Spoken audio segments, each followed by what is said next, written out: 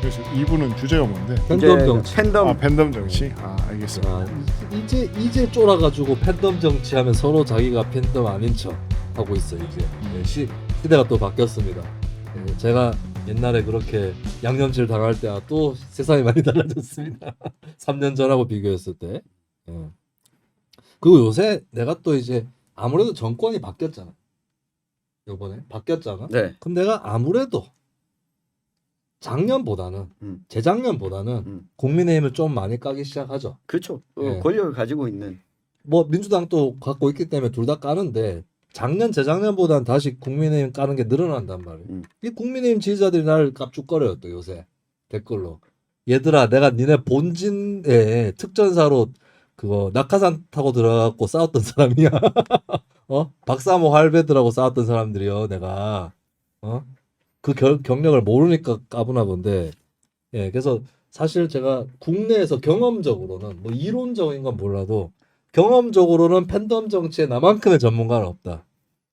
네, 자부를 하는 입장에서 오늘 한번 팬덤 정치를 좀 다뤄보도록 하겠습니다. 2010년대 초반에 친박 세력과 경북에서 싸웠고 2010년대 후반에 조국끼리 친문 세력과 인터넷에서 싸웠던 저의 경험을 토대로 또 두 분의 말씀과 함께 오늘 팬덤 정치에 대한 얘기를 좀 나눠보겠습니다. 팬덤 정치에 대해서 일단은 문화 전문가니까 이럴 때 문화 전문가의 고견을 들어봐야 되지 않겠습니까? 네. 그러니까 팔로워 시대거든요. 지금은. 그러니까 팔로우를 하는 시대예요, 아니면 팔로워의 시대예요? 팔로워가 있어야 되는 시대인 거죠. 네. 그러니까 예전에는 그 팬이라고 하는 게 정말 그 알 수 없는 불특정 다수였다라고 하면 지금은 이제 소위 말하는 인플루언서 혹은 뭐 오피니언 리더, 뭐 스타라고 하는 사람들이 팔로워가 구체적으로 누군지가 확인이 되는 시대거든요. 자기 채널들이 있기 때문에 그게 이제 정치의 영역에서 들어가서 이게 문화적인 영역 해석으로 해드리자면 정치의 영역으로 이제 들어가 있는 상황인데 정치는 그러니까 스타들은 그 사람들 덕분에 먹고 사는 거지. 그러니까 내가 공연을 한다라고 내 팬이 직접 티켓을 사서 오든지 나의 컨텐츠를 누가 돈을 내서 사니까 그 사람들한테 충성을 하면 되지. 근데 정치는 그게 아니잖아요. 그러니까 나를 좋아하지 않는 사람들도 내는 세금에 의해서 사는 거잖아. 네. 나는 정치인들이 왜 무슨 돈을 벌고 있는지 직업의식에 대한 이게 흐릿해져 버렸다. 그러니까 자기들이 유튜브 무슨 그 슈퍼챗으로 밥 먹고 사는 사람인 줄 알고 착각하고 있다라고 생각을 해요. 다들 강용석인 줄 착각하고. 그러니까 자기들은 내가 내는 세금이 국민의힘 의원들한테도 가는 거고 민주당 의원들한테도 가는 건데 그걸 착각하고 있는 거죠. 근데 시대는 팔로워의 시대이고 구독 경제의 시대로 우리가 이제 넘어가고 있거든요. 그러니까 구독자가 많아야 되는 시대인 거는 맞아요. 그러니까 그게 정치로서 이렇게 이제 영향력을 미치고 있는데 문제는 정치의 역할은 그러한 시대의 부족한 점이나 모자란 점들을 채우거나 안 좋은 점들을 극복해 나가야 되는데 정치가 그냥 이런 문화에 편승하고 가는 거야. 이게 왜 이렇게 됐느냐라고 놓고 보면 뭐 이게 저는 이제 미디어가 완전히 달라졌기 때문에 예전에 조선일보 일면을 바라봤던 그 사람들이 종편에 나오는 패널들의 이야기들을 듣는 시대에서 팟빵 시대에서 이제 유튜브 시대로 와버렸잖아요.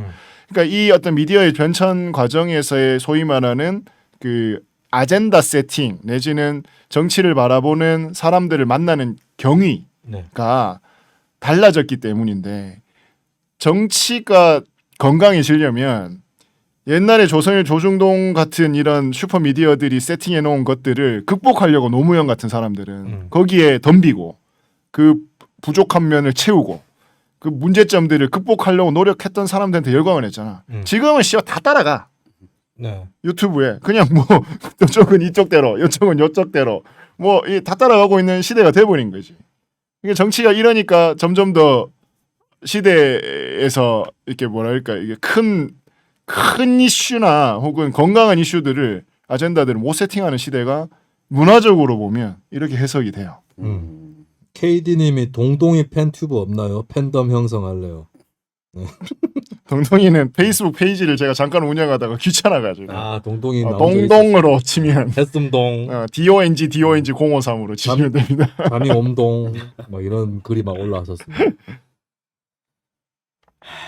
팬덤 정치가 정당의 역할을 제대로 못하면서 생긴 것 같아요. 한편으로는. 그 나는 민주당 같은 경우는 나는 안철수 의원이 민주당에 상당히 안 좋은 영향을 끼쳤다고 보는 게 무균질 정당을 만들어서 왜냐하면 민주당이 예전에 그 폐악질, 팬덤 폐악질 이런 것들이 그나마 좀 커버가 됐던 게 만약에 팬덤이 있어도 안에 내부에 견제 구조가 있어가지고 한쪽이 한쪽한테 쉽게 못 이기고 이런 게 있었고 그다음에 호남의 전통적인 지지층은 한쪽한테 막 힘을 실어주지 않았거든요. 예. 그 지지층은 누구한테 굳이 힘을 실어줘야 될 이유는 없었어. 그렇기 때문에 이쪽 올렸다 저쪽 올렸다 하면서 당을 운영해왔는데 안철수 의원이 그 비문 반문 쪽을 끌고 탈당을 해버리면서 남아있는 민주당이 게다가 그때 한 10만 명 정도가 온라인으로 당원 가입했죠. 네. 네. 그러면서 민주당이 완전 일색화돼 버리거든. 그러니까 원래 비문이었던 이종걸, 박영선도 다 무릎 꿇었잖아요. 다 무릎 꿇었거든. 이종걸 조국 사태 때 검색해서 봐봐요. 그게 결국에는 사실 그러면 차라리 다당제가 되면 몰라. 네, 다당제가 되면 사실 다당제가 되면 그 정당은 더더욱이나 강성 지지층 위주로 가는 거예요, 오히려. 근데 당 자체는 넓어요. 큰데 계파 균형은 안 되고 비주류 없어지고 이렇게 돼버린 그 사건이 뭐 이거 안철수 때문이란 얘기가 아니라 그 사건으로 봤을 때는 기점이 그 타이밍. 예, 민주당 분당 때부터 엄청 강해졌다. 예. 저는 이게 미디어 차원에서 놓고 보면 우리가 이 심표가 없어졌다. 이 매체 생태계 자체가 이게 우리 노사모 시절을 한번 떠올려 보면 그때도 그러니까 지금의 팬덤과 노사모의 회원들의 활동 방식과 이 놓고 보면 미디어 생태계의 변화가 차지하는 게 굉장히 저는 크다. 네. 예를 들면 팬덤을 형성한 정치인의 모습을 확인하고 살펴보고 이 발언들을 이야기를 나누는 것이 이 당시에는 노사모 시절 20년 전이랑 비교해 보면 이 당시에는 노사모 회원들이 노무현과 만나고 노무현의 활동을 보는 시간은 아주 짧았어요. 네. 짧았고 나머지 시간들은 자신들이 커뮤니티에서 만나서 이야기를 하든 아니면 이 비평할 시간이 주어진 거죠. 그러니까 노무현이라고 하는 정치인이 저 말을 한 이유는 뭘까? 이 토론하고 또는 이 곱씹거나 비평하거나 할 수 있는 이 틈이 있었는데 지금 보면 어떤 팬덤을 형성한 정치인이 어떤 이야기를 하면 그 다음에 반응이 바로바로 즉각 오잖아요. 즉각 실시간이 아닌 경우에는 이 거의 없어지고 대부분 실시간으로 팬덤의 활동이 이루어지는 매체 생태계가 변한 상황. 그러니까 정치인들도 이 팬덤을 잃어버리지 않기 위해서 거의 뭐 실시간으로 본인의 활동을 중계하다시피 하는 매체 생태계가 저는 변한 것이 이 지금과 같은 모습을 보이는데 일정 부분 영향을 좀 끼친 것 같아요. 정치가 너무 노출이 심해졌어요. 네. 포르노 정치처럼 돼가지고 자기 속 다 까발리고 예, 실시간 중계하고 대표적인 사람이 이준석 아닙니까? 그러면서 빡빡해져 버린 거예요. 여유가 없고 생각할 틈도 없고 그리고 지지층도 옛날에는 지지층이 막 논리를 개발을 해요. 맞아. 먼저 뭐 정치인이 뭘 하기 전에 오히려 정치인이 무슨 결정을 안 했는데 먼저 이렇게 가야 된다라고 논리를 탁 던져요. 그러면 와, 그 사람 또 익명의 논객이야. 막 김어준 같은 그런 유력 스피커도 아니에요. 그러니까 뭐야 저 사람은 누굴까? 막 이런 궁금증부터 시작해가지고 변희재고 막 그런 거 아니에요? 근데 변희재 말고도 여러 익명의 논객들이 또 있었거든요. 나도 그 노무현 홈페이지 노하우 쪽에 곧잘 글 선정되곤 했던 근데 내 이름으로는 안 올렸어요.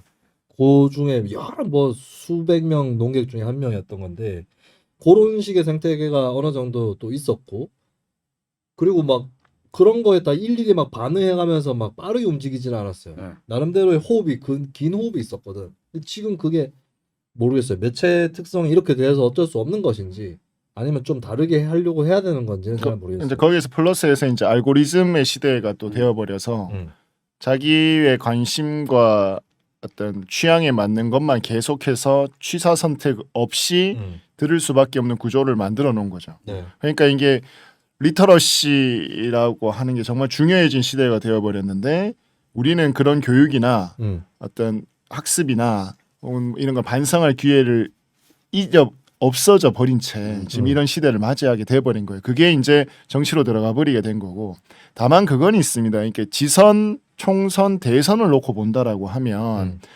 총선이나 뭐 지선은 아까 이제 진보당 같은 어떤 그런 점조직이나 뿌리 조직을 열심히 하는 사람들도 당선 가능성이 있는 거고 총선은 자기 팬들을 집중해야 되잖아, 집결해야 되잖아. 그러니까 이런 부분이 먹혀요. 그리고 나는 일정 수준 좋은 영향력을 끼친다고 봐요. 근데 대선 같은 판때기에서는 이런 걸 하면 안 되거든. 그러니까 팬덤을 하더라도 내가 되면 한 사람을 위해서 나를 지지하지 않는 다른 아주 수많은 사람들을 위한 메시지들도 던져야 된다고. 그러니까 노무현도 그렇고 뭐 등등등의 사람들이 당선되고 뭐라고 얘기해? 첫 당선되고는 뭐라고 얘기했냐면 뭐 저를 지지하지 않는 뭐 대통령을 위해서 뭐 되겠습니다. 뭐 대한민국의 대통령이 되겠습니다. 이렇게 얘기하는데 윤석열은 이번에 통합 얘기가 없다 이러니까 아 그거 뭐 기본 아닙니까 이지라고 있잖아. 그러니까 그 생각 자체도 없는 거야. 그러니까 나는 저 사람들 덕분에 된 거고 저 나와 반대편의 사람들 어떻게 보여주고 있는지를 딱 극명하게 보여준 거죠. 그러니까 뭐 내가 싫고 내가 마음에 들지 않더라도 국회의원들이 존경하는 무슨 의원님을 의례적으로 붙이듯이 대통령의 언어들이나 이런 부분에서 나를 뭐 반대하거나 나를 싫어하거나 혹은 내가 뭐 이런 사람이 아니더라도 아 그거는 그냥 양념질에 불과해. 라는 인식들이 지금 그냥 이렇게 팽배해져 버린 거예요. 정치인들 사이에서. 그게 팬들을 점점 더 몰리게 됐고 저는 결정적인 이유는 제가 문재인 정부 총평을 했었습니다만 노무현 때문이다. 이게 다 노무현 때문이다. 그러니까 노무현이라고 하는 어떤 그 뭐 하여튼 상징의 결말이 삶의 결말이 이렇게 되면서 정말 이 극으로 가버린 어떤 사람들의 심리 상태 이게 문재인 정부 5년 내내 있어 왔고 문재인은 그렇게 그러니까 지키다가 시간을 다 보낸 거거든 팬들이요. 누가 누굴 지키는지 잘 모르겠는데 노무현을 못 지켜서 문재인을 지키겠습니다. 조국을 지키겠습니다. 지금 이재명 지킨대. 보수네요. 예, 그렇지. 지키는 사람들. 그러니까 이렇게까지 지금 오는 거거든요. 그래서 이 어떤 아주 그 노무현 대통령의 비극적 서거라고 하는 이 트라우마에서 이 집단적 정신 세계에서 아직 극복을 못했다. 탈상을 못한 거예요. 아직도. 빨리 그게 문제다. 네. 그건 어떻게 보세요? 지금 민주당 강성 지지층의 성별 연령대를 보면 40대 여성이 굉장히 강하잖아요. 이 사람들이 90년대의 그 소위 빠순이 출신들이라서 그 방법을 그대로 정치판에 들고 왔다. 아니, 빠순이는 그 전에도 있었고요. 근데 네. 그거 좀 강했잖아요. 그때 90년대. 그때 이제 배틀이 붙을 정도. 그때 이제 뭐야 근데 그 베이비복스 멤버가 뭐 눈 자르고 하겠다 그러면 뭐 칼로 가지고 아, 보내고 그거는 그 사람들이 그대로 이어지고 있다는 그러면 뭐 분석 어떻게 보십니까? 40년대, 30년대, 40년대, 50년대 태어난 미국의 그 비틀즈 빠순이들이 그랬냐? 안 그렇잖아. 아 저는 그건 너무 게으른 분석이다. 조용필이 훨씬 강했어요. 그때 팬덤이라고 하는 거는. 그러니까 특히 90년대 제가 90년대 생활을 했던 사람이잖아요. 그리고 제가 90년대 그 빠순이 활동을 했던 사람과 지금 같이 살고 있는데, 그러니까 왜 남 얘기를 해요? 본인은 아니야? 저도 그랬죠. 장나라. 얼마 전에 빠돌이. 장나라 씨 결혼 소식에 절망하더라고요. 남 결혼하는데 왜 절망을 해요? 자기는 애가 둘이면서. 뭐 아쉬웠습니다. 마침 장나라 씨가 연하의 남성과 결혼을 한다고 하니 나도 연상과 결혼을 충분히 했는데 그럴 거면 나를 진작 좀 만났으면. 근데 어떤 거냐면 이걸 그렇게 분석하는 거는 진짜 너무 게으르다. 왜냐하면 우리 떠올려 보면 그 저희 와이프도 서태지와 아이들 팬클럽 활동을 하면서 중학교 때 이미 서울까지 텐트 싸들고 콘서트장에 1박 2일로 진치고 이렇게 했는데 요 세대들이 그때 시대 유감, 삭제 결정 나고 이 공윤회 항의 방문하고 항의 집회 하고 그러면서 이 층들이 나중에 가면 H.O.T 대에 가면 SN과 불공정 계약의 문제를 지적하기 시작을 하고 네. 이 팬덤이라고 하는 게 그 소위 그 아이돌의 바들이 아주 생각 없이 그냥 쫓아다니는 층이들이 아니었거든요. 근데 이걸 그 소위 지금 민주당의 극렬 지지층과 동일시 하는 거는 이 팬들을 저는 무시하는 처사다. 민주당의 극렬 지지층도 처음부터 생각 없이 쫓아다니는 사람들은 아니지 않았을까요? 왜 그런지 모르겠어요. 저는 근데 한 가지 저런 건 있는 것 같아요. 주변에 그 소위 이 단어 쓰기도 싫은데 개딸이라고 하는 사람들 스스로 자기가 개딸이라고 하는 사람들 만나보니까 만나봤어요, 개딸? 많이 만나봤어요. 네. 저를 같은 20, 30대 맞아요, 근데. 일각에서는 40, 50대가 20, 30대인 척한다는. 20대는 만나본 적 없고 30대가 많았어요. 개딸. 그 사람들은 만나보고 좀 충격을 받았던 게 기본적으로 자기 주변에 있는 사람들은 다 자기처럼 생각하고 있다는 걸 전제하고 이야기를 시작해요. 그럼 실제로 그렇게 생각을 한다는 거예요? 주변 사람들도? 네. 그리고 그렇지 않은 사람들은 다 국민의힘 지지자들 그리고 위장한 민주당원 뭐 이렇게 수박. 그러니까 세상이 간단해. 세상은 너무 간단하게 생각하는 거예요. 개딸 양아들 등등 있고 그다음에 국민의힘 그다음에 좀 설명 안 되는 애들은 수박.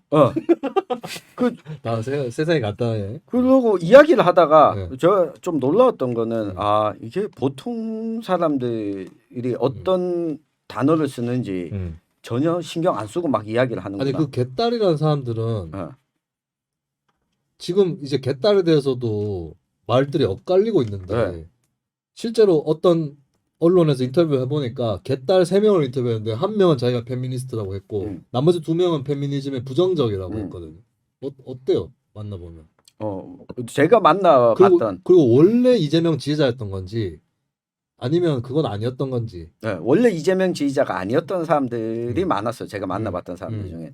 그러니까 국민의힘에 대해서 부정적이었는데 근데 민주당이 총선에서 다수 의석을 차지하고 났는데 민주당 하는 게 마음에 안 드는데 이재명이면 잘할 수 있겠다라는 생각이 들어서 이재명을 지지하게 됐고 그러면서 아까 그 속칭 수박이라고 하는 사람들에 대해서 더 적개심이 커지는 국민의힘보다도 심지어 여기에 적개심이 여기에 대한 적개심이 더 커지는 상황이더라고요. 그리고 한 가지 특징은 경제적으로 별로 걱정하지 않는 사람들이 많았어요.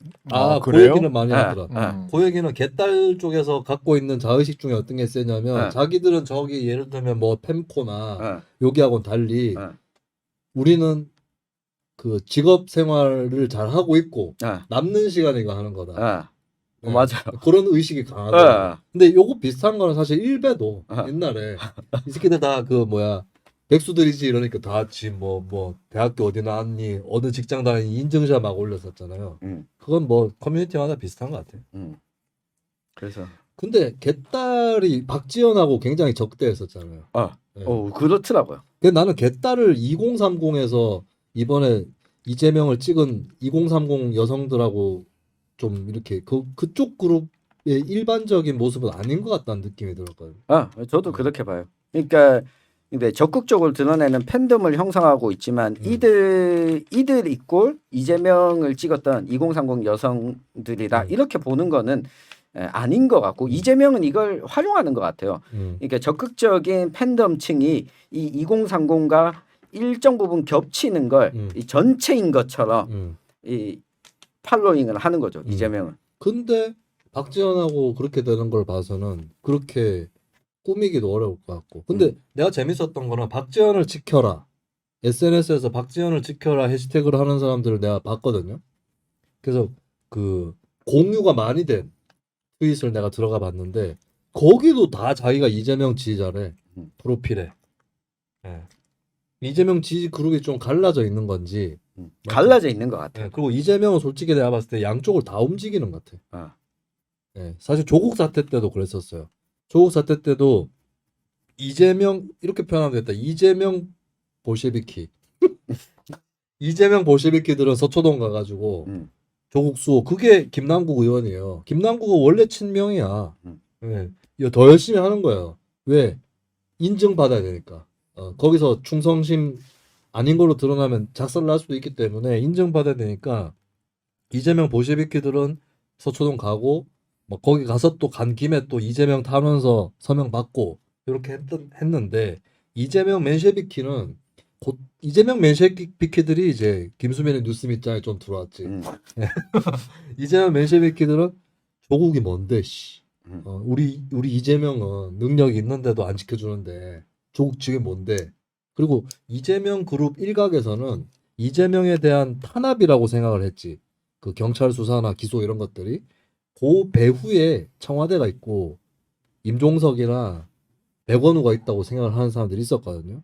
그러면 조국도 마찬가지 아니냐 이런 생각들이 있었던 거지. 근데 난 묘하게 이재명이 양쪽을 다 활용하지 않았었나는 생각을 좀 해요. 근데 지금도 비슷할 수 있지.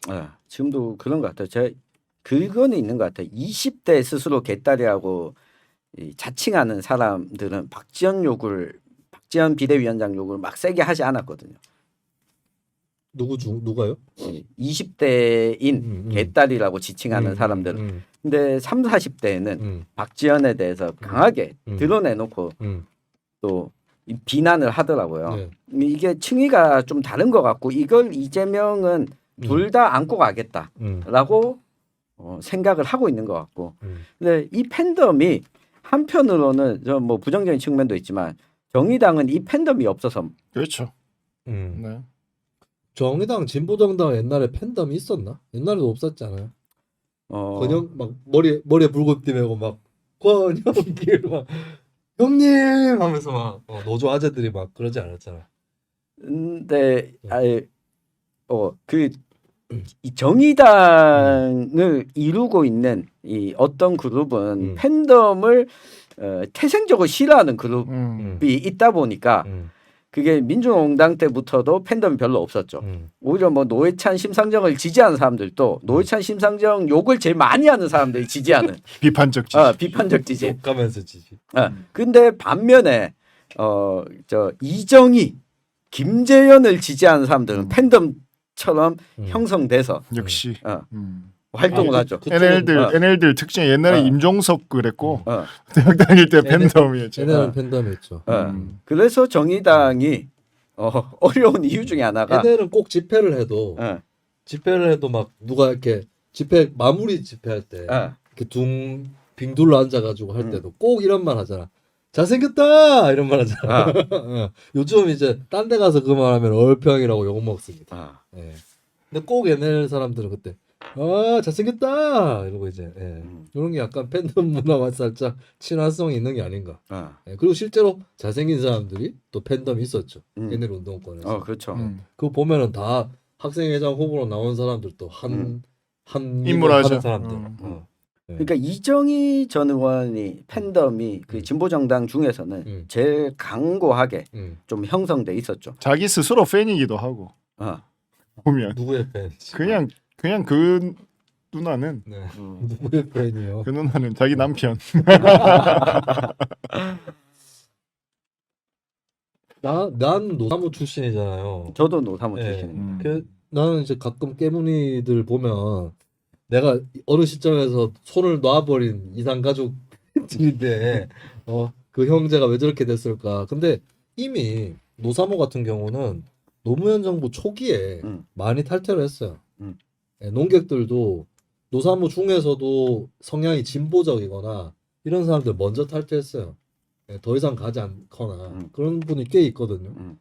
근데 이상하게 계속 이제 극렬한 사람들만 자꾸 남아 있으니까 이게 개선이 잘 안 되는 것 같아요. 이게 결국에는 팬덤으로 계속 정치인들이 승승장구 해오다가 이제 선거 몇 번 치니까 이제 아닌 척하고 팬덤 아닌 척하고 뭐 이재명도 나서서 그러면 안 된다 이러고 난 김남국 의원이 나서는 걸 보고 깜짝 놀랐어요. 아, 그래요? 김남국 의원이 고민정은 고민정은 아직 안 나섰어요.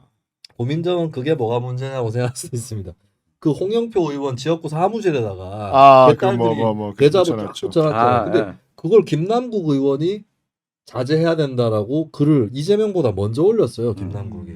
근데 나는 그게 필요한 행동이라고 봐요. 왜냐하면 팬덤 정치나 이런 거를 그리고 뭐 정당의 쇄신 이런 거를 하려면 주류 성향의 의원이 뭐라고 해줘야 돼.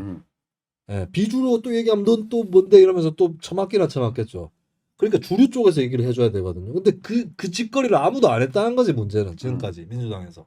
주류 쪽에서 그러면 안 된다라고 얘기 안 해주고 문재인 대통령도 뭐 양념과 같은 것이시오 뭐 이런 얘기나 하고. 예. 근데 나는 그 곱게 보이진 않는 거는 그렇게 잘못해놓고 이제 와서 선거 대선 지선 치고 나니까 이제 와서 팬덤이라고 찍히기 싫으니까 이제 와서 하는 거라서 부정적으로 봐요. 하지만 어쨌든 그 얘기 자체는 진작에 했었어야 될 얘기지.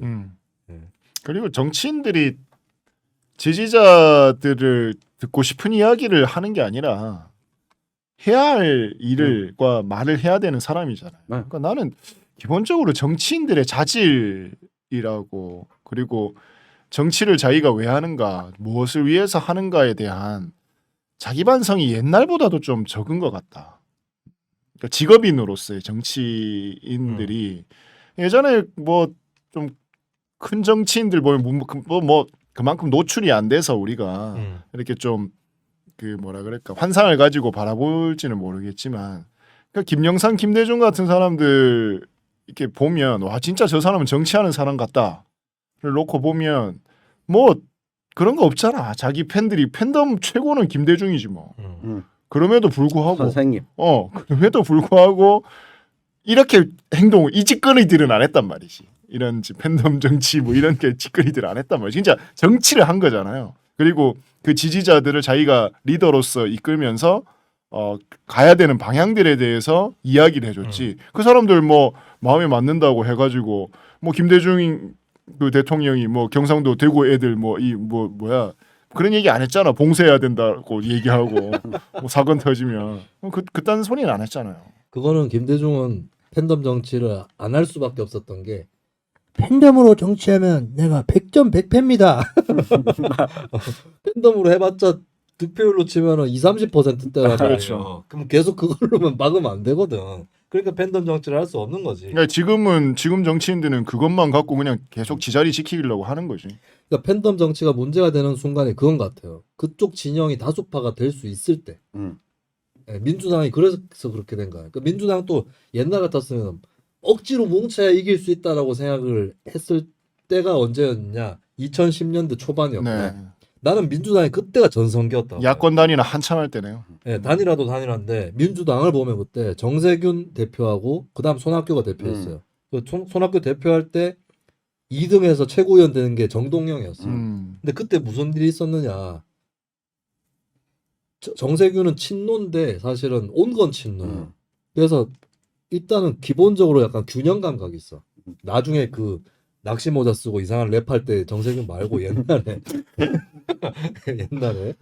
고 정세균이 했고 그 다음에 손학규가 했는데 손학규, 정동영, 정세균이 할 때 어떤 특징이 있었냐면 당의 노선 이념은 경제민주화, 보편복지 이런 걸로 진보적 정체성을 분명히 세우면서도 중도층이나 범대중적으로는 굉장히 온건하고 부드럽게 계속 접근하는 거였던 거죠. 그리고 주제 자체가 사실은 검수완박이나 이런 것보다 언론 어쩌고 하는 것보다는 먹고 사는 문제로 그렇죠. 가면 민생을 해야 돼요.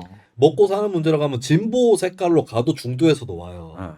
그때 정동영이 민생 현장을 다닌다면서 그때 막 또 막 파업하는 쌍용차 현장 그리고 한진중공업 현장에 다니고 거의 이 정동영이 당시에 그 무슨 진보 정치의 아이콘처럼. 그렇죠. 예. 오히려 그때 정동영이 노회찬 심상정보다 더 예. 빛나던 순간이었고 예. 자기가 이명박한테 져서 이렇다. 음. 라는 이야기를 그렇죠. 하면서 용산 참사 때도 네. 그 얘기했었고 또 손학규 하면 한나라당에서 건너와가지고 보수 이런 이미지가 있었는데 저녁이 있는 삶 예. 이런 거 다 끊은 정치 슬로건 중에 최고였습니다. 우리나라 정치 슬로건 그리고 중에. 친노도 그때 이광재가 손학규를 밀어요. 음. 예, 뜻한 바 있겠지. 왜 손학규를 밀었을까요? 친노 이광재가. 저녁 있는 삶을 위해서. 그게 아니라 당을 최대한대로 갖고 가야 된다. 이거거든. 그래서 근데 그렇다고 그때 민주당이 흐리멍텅했느냐? 그것도 아니란 말이죠. 정세균이 민주당 대표될 때 뉴 민주당 플랜 만든다고 했을 때 전부 다 우클릭할 거라고 예상했었어요. 내놓은 작품은 뭐였느냐? 학교 무상급식이었어 결국에. 근데 지금 민주당은 그게 아닌 거예요. 그래서 보면은 자기네들이 확실하게 다수파가 안 된다 싶을 때 좀 팬덤이 좀 수그러드는데 다수파 된다. 그러면 다수파가 되기 때문에 그 다수파 안에서 다수파를 먹으면 심하이다. 예를 들면 100이 있다고 치면 51이 우리 집단 51이 먹을 수 있다. 그러면 51 안에서 26 먹으면 심하이다. 이렇게 되는 거예요. 그럼 또 쪼개지겠지. 26 중에서 14 먹는 걸로 쪼개고 14 중에서 8 먹는 걸로 쪼개겠죠. 내가 봤을 때 이 8 먹은 게 김어준이요. 예. 이 8을 먹어가지고 올라온 게 김어준이고 그 다음에 문재인도 사실은 26까지 먹은 거죠. 51이 아니라. 그러니까 마찬가지로 국민의힘 쪽도 박근혜 잘 나갈 때 그때 엄청 셌던 거지 팬덤 정치가. 그렇죠. 그러니까 유승민 찍어서 눌러버리고. 그렇죠. 예. 왜냐하면 우리는 이길 거니까. 우리는 이길 거니까 우리 내부 다툼에서 이기면 심하이다. 권력 안배, 자원 분배할 필요 없다. 26으로 51을 제패하자. 이렇게 된 거죠. 국민의힘은 요즘에 어떻다고 봐요? 그쪽 팬덤은. 그쪽 팬덤은 아직까지는 그 팬덤이 그렇게 강고한 것 같진 않아요. 분화가 되겠죠. 예. 소위 말하는 가세현 이런 애들하고 변희재류 그리고 이게 가만히 지켜보면 민주당이나 국민의힘이나 전통적 지지층들 있죠. 특히 영남 호남의 많은 이 사람들은 특정 인물 팬덤은 아니야. 맞아. 오히려 예. 굉장히 정당 정치적으로 움직여요. 그래서 이 윤석열 정부도 바뀌고 나서도 대구에서는 뭐 이렇게 강고한 팬덤을 잘 볼 수가 없어요. 윤석열에 대해서. 윤석열에 대해서. 어차피 뭐 자객 같은 청부살인자 같은 느낌이었으니까. 내가 왜 부득이하게 입당했다고 그러십니까? 오히려 유승민 팬덤들이 보면 좀 안쓰러워 보이죠 지금. 유승민 팬덤들은 그렇다고 막 되게 뭐 막 그 대깨문이나 이런 것 같지는 않은데 좀 안쓰럽죠. 짠하죠. 짠한 거고. 요번에도 한국갤럽에서 그 우리가 지난주에 얘기했었던 설마 했던 여론조사가 실시가 됐어요. 차기 정치 지도자 해놓고 아예 설문에 즉 다음번 대통령감 이렇게 한국갤럽에 물었더라고. 근데 벌써 그렇게 하는 건 굉장히 좋지. 뭐지? 뭐 홍준표 뭐랬냐? 홍준표가 그러면 안 된다. 홍준표가 대구 경북에서 오세훈이랑 동률이 나왔더라고. 13대 13인가 14대 14로. 그러니까 이건 뭐냐? 벌써부터 이제 대구 경북의 전통적 국민의힘 지지층도 분화되고 있다. 오세훈 밀쪽과 그래서 홍준표다라고 하는 쪽이 분화되고 있다는 거지. 이러다가 델롬한테 훅 갑니다. 대구는 델롬한테 이제 미는 홍준표 지금 13은 아무 의미가 없습니다. 델롬한테 미는 거고. 근데 지난 대선 때도 보면은 윤석열 그 지지율이 대구에서 빨리 결집 안 했어요. 또. 그런 것도 있는데 어쨌든 전통적 지지층은 오히려 전통적 지지층 이퀄 태극기 부대는 아니거든. 예, 아니에요. 그거 똑같은 건 아니라서 특히 오히려 서울의 과거에 20%대일 때 자유한국당 지지율이 거기서는 태극기 부대가 차지하는 비중이 크겠지. 근데 대구는 오히려 안 그렇다고.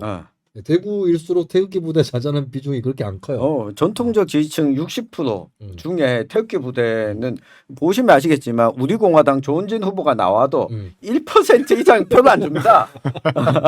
그것도 싫어서 안 주는 것도 아니야. 예, 그냥 관심이 없는 거예요. 당선 가능성이 없는 사람한테 표를 안 주는 겁니다. 그 나는 오히려 이제 우려가 되기 시작하는 거는 대깨준들입니다. 대깨준들이 이미 대깨문들하고 좀 비슷해. 성향도 비슷하고. 근데 나는 이제 아까도 누가 채팅창에서 저보고 친박하고 친문 둘 다 겪어보셨는데 어디가 더 나빴냐는 식의 질문을 하시던데 이게 사람의 감정 때문인지는 잘 모르겠는데 뒤쪽이 더 나빠요 항상. 예, 내가 친박하고도 부딪혀봤고 친문하고도 부딪혀봤는데 친박들은 일단 나이가 많아가지고 내가 좀 참겠더라고. 나이가 많고 해서 물론 친박들도 그때 내가 박정희 기념사 반대할 때 김수민을 뭐 생매장 시켜야 된다 이러고 뭐 밑에 댓글은 생매장 반대 능지처참 시켜야 된다. 장반. 얘네들은 너무 원색적이야. 그러니까 대깨문은 좀 그렇지는 않아요. 근데 지금도 보면 국민의힘 극우 지지층들 보면 원색적이야 욕하는데. 예, 뭐 진짜 몸을 어떻게 뭐 묻어버리냐. 아직도 북한이네 북한. 근데 얘네들은 가짜라서 일단 가짜잖아. 너무 원색적이면 가짜잖아요. 그다음에 나이가 많기 때문에 그러려니 하는 게 있었어요. 그리고 내가 시의원 할 때 그것 때문에 이렇게 막 훅 들어온다거나 위협을 당한다거나 하는 건 거의 없었거든요. 네. 그래가지고 그 내 시의원 하는데도 아무 지장 없었고. 그런데 이제 친문은 내가 몇 개 일거리가 떨어져 봤잖아요. 일거리가 떨어져 봤고 이 새끼 존나 집요하더라고. 네. 내가 친박들은 내가 박정희 기념사 했을 때 한꺼번에 그냥 며칠 동안 우하고 치웠어요. 그냥 그쪽도. 예. 근데 얘들은 집요하더라고. 심지어는 저가 미는 쪽에 재판에서 진날에도 나한테 들어와서 사과하라고. 유시민이네. 집요해 얘들은. 집요하고 나이가 젊어요. 내 나이 또래도 많고. 그러니까 더 용납이 안 되는 거지. 그리고 이 새끼들은 나랑 오래 살아야 되잖아. 그 차이예요. 나랑 오래 살아야 되잖아 얘들은. 그러니까 답이 안 보이는 거지. 그러니까 민주주의의 가장 큰 덕목 중에 하나는 정적들이 예전 왕정 시대나 이럴 때는 정적이 되는 순간 죽어요. 모가지가 달아나잖아. 근데 민주주의는 죽이지 않는다는 거거든. 그러니까 내가 YSDJ 다시 얘기하지만 YSDJ는 서로를 안 죽여. 그러니까 싸울 때 싸우더라도 뒤에 가서 술도 먹고 뭐 술도 먹은지 어떻게 알아? 뭐 청와대 국가에 밥도 먹고 다 했어. 이 그러니까 김영삼 씨가 너무 소식을 해가지고 밥을 도저히 같이 못 먹겠어요. 네. 김영삼 칼국수 그것 때문에 그렇죠. 김대중이 끝나고 나서 안 그래도 집에 가서 라면 먹었나? 안 그래도 칼국수 주는데 김영삼 말 시켜가지고 자꾸 말 밥 못 먹게 해가지고 김대중이 끝나고 해물탕집으로 가세. 끝나고 해물탕집으로 갔다. 그러니까 그런 게 필요한데 문재인 대통령이 그 말을 했어요. 그러니까 후보 당선자 당선되고 나선가 뭐 하여튼 후보 시절이었나. 정치의 낭만을 되살리고 싶다. 뭐 그런 얘기를 했거든요. 근데 정치의 낭만을 가장 깎아먹은 시대가 문재인 시대였던 것 같아. 그러니까 진짜 옛날 왕정 때처럼 저 새끼를 죽이지 않으면 내가 죽는 시대가 돼버린 거야. 그걸 매일같이 유튜브 같은 데서 팟빵 같은 데서 하고 있는 짓인 거죠. 근데 이제 대깨 그러니까 친박 말고 대깨문이나 이거 뭐 이재명 팬덤 다 포함되는 민주당 팬덤은 더 화가 난 이유는 박근혜는 탄핵이 돼가지고 깜빵에 갔거든. 걔 내가 그 안에 울분이 많이 풀렸단 말이에요. 근데 얘네들은 아니거든. 그래서 더 싫을 수도 있어. 그리고 대깨준을 얘기를 하자면 대깨준의 얘들이 문제가 얘들이 더 심할 수도 있어. 대깨문보다. 이게 약간 뇌를 이준석한테 위탁을 해가지고 그러니까 이준석도 정치의 달인이라고 볼 수는 없거든. 민간 위탁도 아니고 내 위탁. 내 위탁을 해가지고. 근데 문제는 위탁을 DJ한테 한 것도 아니고 박정희한테 한 것도 아니야. 예, 이준석한테 이준석이 뭐 알아요? 뭐 지령 내려오면 그냥 무조건 그거야. 이준석이 뭐 그 구청장으로 성인지 예산을 한번 짜봤나, 풀뿌리 운동을 해봤나, 뭘 해봤어요. 국회의원 안 내놓은 거는 오히려 부차적인 거고. 그러니까 이건 뭐 누구나 모르는 게 있는 거 아니에요? 왜? 계속 그 아이패드를 먹을 것 같아서.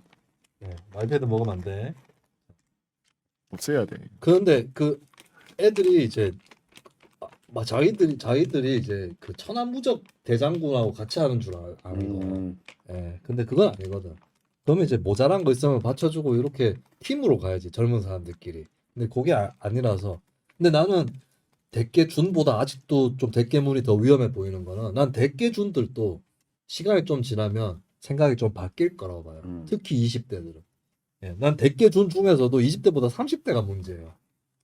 예, 그리고 온라인 커뮤니티 설문조사를 해보니까 30대들이 많이 하더만 20대가 아니고 온라인 커뮤니티를 20대들은 커뮤니티 별로 안 하더라고. 효차하지. 안도 안 해. 어, 안 쇼트나 해. 릴스를 하지. 릴스 하지. 예. 온라인 커뮤니티 30대들이더라고. 30대들이 커뮤니티 가서 거의 20대 그렇게 인정하고 글을 있어. 열심히 쓸 정도를 잘 안 하지. 예. 그리고 커뮤니티 주도하는 애들은 어디나 내가 봤을 때는 먹고 살만한 애들이야 또. 예, 그런 데 속지 마십시오. 먹고 살만한 놈들이 뭔 얘기를 못하겠어. 하여튼간에 그래서 이게 자꾸 좀 되풀이 되는 팬덤인데 언제 정리가 언제는 어느 정도는 되겠죠. 이것저것 경험을 해보면 이쪽 저쪽 다 경험해보고 사실 지금 50대가 그런 성향이 강하잖아 우리나라가. 50대들이 정치적으로 이렇게 광적이지 않아요. 예, 보면은 고려심도 많고. 근데 그게 처음부터 그랬느냐? 그건 아니었습니다. 아니 예, 그건 아니었습니다. 의장님 추대하고 예. 하던 세대가 지금의 아니 근데 50대하고 586은 좀 분리해서 예. 봐야 돼. 왜냐하면 50대, 60대 초반 세대는 대학 진학률이 낮았어요. 근데 지금 50대들도 어느 틈에선가는 누구에 대한 미움 때문에 한쪽을 생각 없이 밀던 적이 있었고, 근데 밀어봤더니 또 별거 아니네. 혹은 얘들도 나쁘네. 뭐 예전에 그 사람들이 그렇게 나빴던 건 아닐 수도 있겠네. 여러 가지 생각들을 갖고 있는 세대가 된 건데 저는 그거는 전적으로 경험 때문이다. 그러면 저는 20대, 30대, 40대 각종 대깨들도 일부는 그래도 생각이 좀 깊어지지 않을까 생각을 합니다. 그래도 저는 늘 유스미장 하면서 네. 진보 정당에 대한 고민을 네, 늘 안고 살듯이 네, 진보 정당은 어느 어느 정도 팬덤 형성이 좀 필요하다. 아, 언더독들의 그러니까 그렇죠. 팬덤 정치하고 정치 팬덤은 다른 거죠. 아, 그러니까 팬덤 자체를 나쁘게 생각하는 게 그렇죠. 아닙니다. 네? 그리고 나도 진짜 내가 진짜 누구 팬 하고 싶어요. 팬 하고 싶거든. 그럴 정치인이 없는 거지. 내가 팬덤 자체를 싫어하는 게 아닙니다. 나도 팬덤 출신이고. 난 노무현 팬덤 출신이고 노회찬 팬클럽, 대학생 팬클럽 개설자였고. 예, 저조차도 사실은 진보정당, 소수정당이 되게 중요한 게 예전에 진보당, 지금 진보당 말고 1950년대 진보당 조봉암이 엄청 선전을 했잖아요 대선에서. 그 뭐겠어요? 뭐 남한 민중들의 각성된 의식과 사회민주주의 때문에 그렇게 표가 많이 나왔을까요? 조봉암에 대한 조봉암 팬덤, 조봉암 팬덤이에요. 그게 해외 정당사에도 보면 뭐 영국의 케어 하디라든지 프랑스의 레옹 블룸, 장조레스 이런 사람들 다 팬덤으로 하는 거예요. 팬덤으로 일으키는 거예요. 일단은 그렇게 해서 꾸려 놓으면은 그때부터는 정당 체계로 굴러가는 거지. 그러니까 우리나라의 문제는 그거에 있는 거예요. 팬덤이 나쁜 게 아니라 팬덤에서 정당으로 넘어가야 되는데 못 넘어왔다는 거죠. 그러니까 어떻게 보면 그래서 내가 호남이나 영남 지역의 어르신들, 특정 정당의 고정 지지층인 어르신들을 내가 무시하지 않는 이유도 거기에 있어요. 왜냐? 그분들은 정당이거든. 정당정치지. 그렇지. 한 명에게 얽매이지 않아요. 저쪽 당은 안 찍어주는 거지. 이쪽 당 내에서는 양념질 함부로 하지 않는다고. 유승민 또 배신자 유승민이라고 하지만 유승민이 박근혜 들이받을 때 대구에서 대구 보수층이 뭐라 별로 안 해 그랬어요. 오히려 차라리 쟤도 나중에 큰 인물 되겠다. 이랬거든. 원래 다 들이받으면서 크는 거고. 근데 대구의 보수층이 원했던 건 박근혜에서 유승민으로의 스무드한 이동이었던 거지. 박근혜 탄핵이 아니었던 거지. 근데 거기서 무너지면서 배신자 유승민 돼버린 거죠. 그래서 나는 이 대깨 보면 대깨 준들도 자기네 당에 그 자기들이 미는 홍준표, 이준석 안 찍어준 사람들한테 틀딱의 힘이라고 막 무시했잖아요. 무시하면 안 돼, 틀딱이라고. 네, 그 인생 경험치가 어디 또 가는 게 아닙니다. 네. 심지어 그분들 오래 사셔. 그렇죠. 네, 당분간 계속 봐야 됩니다. 근데 대깨 윤 얘기도 좀 해야 되겠는데 아직 안 끝났어요? 여기도 좀 대책 없는 사람들이 있어요. 근데 진짜 주의해야 될 거. 와 이게 사람이 안 바뀌는 게 뮨파 있잖아 뮨파. 뮨파가 뭐예요? 근데 지난주에 문재인과 윤석열 들었어요. 원래 이재명 찌 하면서 막 찌 묻었다 되게 싫어하다가 완전 그다음에 중간에 이낙연 밀었지. 그 계속 돌다가 윤석열한테 정운영 같은. 정운영. 정운영은 조금 달라. 정운영은 조금 다른데 정운영이 심하게 네티즌화되면 그렇게 되는 거죠. 얘들 주의해야 된다. 얘들이 지금 김건희 팬덤 형성을 하고 있거든요. 근데 진짜 팬덤이 위험한 게 김건희 사례에서 딱 드러나요. 요번에도 얼마 전에도 설문조사했잖아. 김건희 어떻게 해야 되느냐? 조용하게 집안에서 내조만 해야 되느냐? 아니면 영부인 역할로 공개 활동을 적극적으로 해야 되느냐? 여론조사를 해보니까 60%가 조용히 있어라. 60%가. 예, 그리고 심지어 보수층의 절반이 조용히 있어라. 근데 김건희 팬클럽만 보면은 이미 김건희는 한국의 에바 페론이야. 그리고 그 유재일 뭐 이런 사람들이 거기서 막 줄을 차지하고 있는데, 예. 와, 그러면 유재일 같은 사람은 내가 대놓고 좀 욕을 했는데 유재일 같은 사람은 팬덤을 극복한 사람이 아닙니다. 그대로예요. 그럼 김건희가 힐러리 클린턴처럼 힐러리 차기 대선에 힐러리가 아니라 에바 페론 급이니까 지금 그쪽에서는. 야, 제클린을 어. 넘어서서 어. 제클린 케네디를 넘어 오나시스 그 사람들만 보면 이미 김건희는 뭐 완전 짱이요. 근데 지금 여론조사를 해보니까 보수층 내에서도 그렇지 않다는 거잖아요. 그러니까 팬덤이 가져다 주는 그 착시 이런 것을 지도자 스스로 먼저 벗어나야 돼. 예, 그걸 여론조사 해보고 나서 아는 정도의 수준이면 안 돼요. 해보기도 전에 알고 있어야 돼. 그건. 예. 그래서 결국에 나는 팬덤 정치의 문제의 핵심은 리더십으로 귀결된다. 얘가 이걸 먹고 싶은가 봐. 아니, 그냥 야 아이패드 밟지 마. 니 패드야. 니 말패드요. 패드 정치. 동동이 내가 동동의 팬덤에도 불구하고 할 말을 하지 않습니까? 동동이에게 왜 이렇게 숨이 가쁘지? 자 그러면 오늘 얘기 다 했나요? 네. 네. 뭐 채팅창에서 윤파 크크 무슨 하이브리드 팬덤 같네요. 아, 오늘도 많이 내가 많이 방송에서 그 민주당 지지 당원이었는데 막판에 윤석열 지지한 사람들 있잖아요. 네. 내가 비판했어요. 채널 A에서. 그랬더니 걔 난리를 치더라고 나보고. 아이 그럼 거꾸로 홍준표 지지하다가 막판 이재명 지지한 사람들은 잘했어요 그러면? 아니잖아. 그게 무슨 꼴이에요 그게. 그러니까 싫을 수는 있어. 자기 당의 후보가 싫을 수는 있어요. 안 찍어주는 것도 그럴 수 있어요. 근데 중요한 거는 그러면 자기 당을 고쳐야 되는 거야. 중요한 거 아니에요? 자기 당을 고치거나 아니면 적어도 독자 세력화를 하든지 아예. 두 가지 중에 하나 아니에요? 근데 이게 우리 편이었는데 얘 너무 싫으니까 저쪽 편으로 건너가고 이게 뭐냐고. 그게 무슨 진영 논리를 극복하는 거예요. 내 맞은편에 나온 패널이 친국민의힘 패널이 진영 논리를 극복한 사례라는 거예요. 내가 그러면 홍준표 지지하다가 이재명 지지하는 사람도 똑같이 얘기할 수 있냐고. 그 방송 끝나고 또 그건 처음 들어봤대. 그 얘기는. 뭘 처음 들어. 예. 진영 논리를 극복한 게 아니라 그건 진영 논리의 끝판왕이야. 예.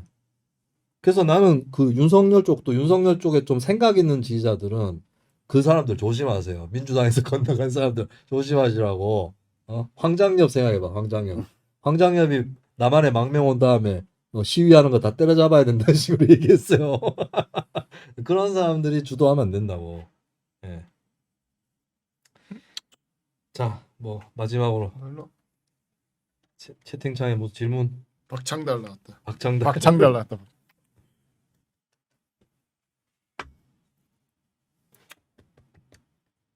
그러니까 정당이 잘 돌아가면 이게 상대방으로 안 넘어가고 그 당에서 뭘 해볼 수 있겠죠. 네. 근데 그런 면에서 보면 정의당은 당원들 중에 상당수는 계속 상대당을 네. 옹호하는 음. 사람들은 어떻게 해야 되는 거죠? 정의당이요? 네. 그건 이제 출입국 관리사무소에서 쫓아내야죠. 불법 체류자 단속 들어가야죠. 어떡하겠어요.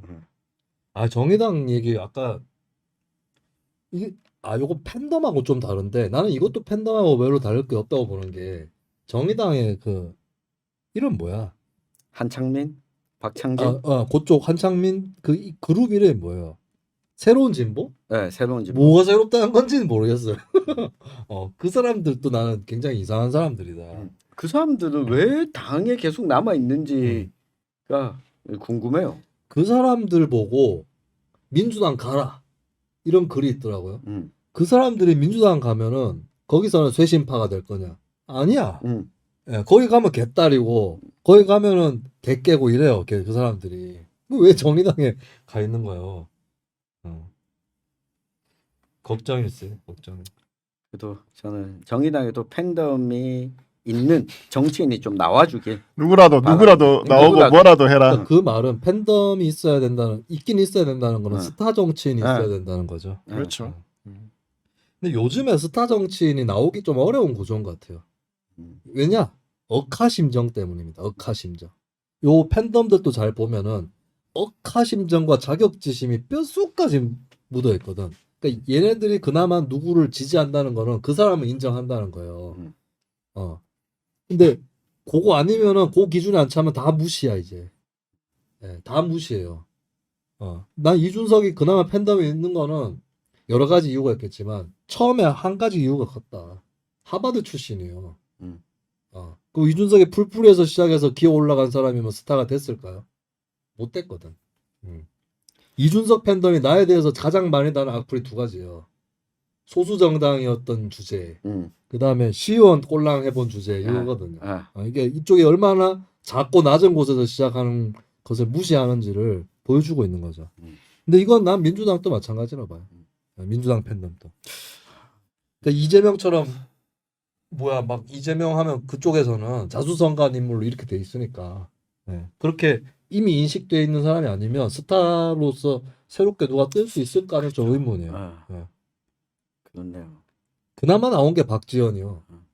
그나마 나온 게. 그러면 저도 이제 이 팬으로서의 팬클럽 활동을 좀 더 적극적으로 열심히 해야 되겠다 이런 생각이 드네요. 장나라. 장나라를 정의당 영입합니까? 정의당이야말로 김종인 같은 사람을 비대위원장으로 영입해서 숙청 한마당을 해야 된다. 그거에 걸맞는 사람이 나요. 그러니까. 탈질이요. 김수민을 하룻밤 사이- 비대위원장으로. 하룻밤 사이에 한창민 이런 사람들 다 그냥 그 당적 없어져 있어. 김영삼이야. 하나의 숙청하듯이. 특징이 하나의 특정. 비대위로 이청원 비대위원. 아니 이청원 임명하고 비대위원으로. 안돼. 씨앗이 됩니다. 나에 대한 반격이 씨앗이 됩니다. 이청원 하면 안 됩니다. 저는 그 민주당의 청년 비대위원처럼 있을게요. 김태진이라고 제가 아는 친구가 됐었는데 이번에 지난 박지원 비대위 때 그 광주 사람. 광주 친구. 아니 민주당은 비대위에 그나마 괜찮은 사람들을 너무 빨리 해가지고 그러니까. 다 폭파됐잖아요 이번에. 아쉬운. 나도 권지웅 알아요. 권지웅 씨 나는 아는 사람이고 이소영 의원도 내가 아는 사람이에요. 다 괜찮아요 그 정도면. 근데 박지원도 그렇고. 근데 지금 해가지고 다 폭파돼 버렸잖아. 이거 누구 솜씨야 이거? 이건 내가 봤을 때 계략입니다. 난 처음부터 그렇게 생각했어. 처음부터 조홍천, 이소영, 뭐 최이배, 권지웅, 김태진 막 모아놓더라고. 걔네가 지방선거를 승리하지 않는 이상 이 조합을 갈 수가 없는데 이게 다 폭파됐잖아. 최이배는 계양고등학교 나와가지고 인천 계양에 재보선 내보내도 되는데 거기는 이재명이 나가고 이상해졌어요. 최입에는 비대위원 하고 있고. 에휴. 자, 팬덤 좋습니다. 정치에 대한 얘기를 네. 또 오늘 나눠봤습니다. 김수민 비대위원장. 나는 어느 당에 가도 할 때 민주당 비대위원장 가도 되고. 그러니까 김종인 대체자로 그렇지. 네, 거론이 되는 거죠. 제2의 김종인입니다. 김수민 씨는 다시 정치 안 합니까? 저는 비대위원장만 가능성이 열려 있습니다. 비대위 하여튼 어디 정치를 하는 순간 이때까지 나왔던 SNS에 수민 대장경이 수만 대장경이 될 수만 겁니다. 대장경이 터져 나오게 돼 있는데, 근데 내가 조국 같은 이미지는 아니었잖아. 조국처럼 이렇게 뭐 잘생긴 이미지는 그러니까 아니니까. 그렇지. 말끔하지 않잖아. 말끔하지 않기 때문에 내가 욕을 했다고 하면 사람들이 그러니 하지 않을까요? 그렇다고 홍준표 이미지는 아니니까요. 원래부터 저 사람은 원래 저런 사람이었다 이렇게 생각하지 않을까? 그런 거 나와봤자. 그래 뭐 가족은 없으니까 김수민이 이재명처럼은 안 되겠지. 나는 욕할 영수가 없습니다. 자, 그러면은 여기서 마치도록 하죠. 네. 우리도 밥 먹으러 가야겠다. 아, 배고파. 나 오늘 8시에 또 맛있는 거 먹읍시다. 사무실 또 나와야 돼 또. 뭐요 또? 회의 뭐 할 때 있어요. 뭐야 밥 먹자며. 밥 먹고 나오는 거죠. 이창원 비대위원장, 김수민 혁신위원장, 전용길 대변인 잘 돌아간다 진짜. 그리고 한꺼번에 망하고 다 폭파될 수도 있습니다. 저희는 그러면 다음 주에 시즌 2 마지막 편으로 돌아오도록 하겠습니다. 하나 둘 셋. 아수라 발발타.